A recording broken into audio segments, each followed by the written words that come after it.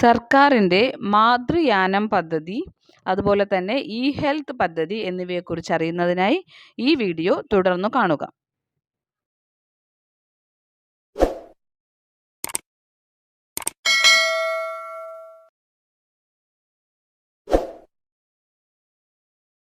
മാതൃയാനം പദ്ധതി എല്ലാ ആശുപത്രികളിലും. പ്രസവശേഷം അമ്മയെയും കുഞ്ഞിനെയും സൗജന്യമായി വാഹനത്തിൽ വീട്ടിലെത്തിക്കുന്ന മാതൃയാനം പദ്ധതി പ്രസവം നടക്കുന്ന എല്ലാ സർക്കാർ ആശുപത്രികളിലും യാഥാർത്ഥ്യമായി.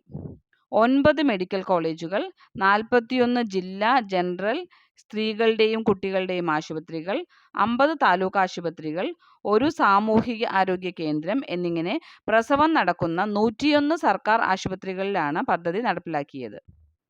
APL, BPL വ്യത്യാസമില്ലാതെ എല്ലാ കുടുംബങ്ങൾക്കും പദ്ധതിയുടെ പ്രയോജനം ലഭിക്കും. ട്രയൽ റൺ ഉൾപ്പെടെ നടത്തിയാണ് പദ്ധതി യാഥാർത്ഥ്യമാക്കിയത്.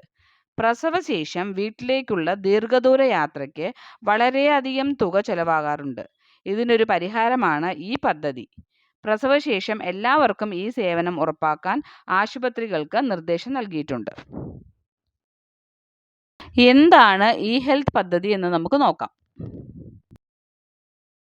സർക്കാർ ആരോഗ്യ പരിചരണ കേന്ദ്രങ്ങളിലെ സേവനങ്ങളെ ഒറ്റ പ്ലാറ്റ്ഫോമിൽ ജനങ്ങളിലേക്ക് എത്തിക്കുന്ന പദ്ധതിയാണ് ഒരു പൗരൻ ഒരു ഇലക്ട്രോണിക് ഹെൽത്ത് റെക്കോർഡ് എന്ന ആശയത്തെ അടിസ്ഥാനമാക്കിയുള്ള ഇ ഹെൽത്ത്.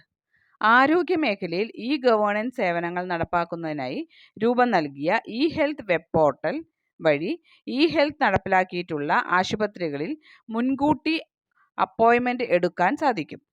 ഒരു ആശുപത്രിയിൽ നിന്നും മറ്റൊരു ആശുപത്രിയിലേക്ക് റഫർ ചെയ്യുമ്പോൾ മുൻകൂർ ടോക്കൺ ലഭ്യമാക്കാനും ഈ സംവിധാനത്തിലൂടെ സാധിക്കും. ഒരാളിൻ്റെ ആരോഗ്യ സംബന്ധമായ എല്ലാ വിവരങ്ങളും ഉൾക്കൊള്ളുന്ന ഒരു ഏകീകൃത തിരിച്ചറിയൽ നമ്പറും ഈ വെബ് പോർട്ടൽ വഴി ലഭിക്കും.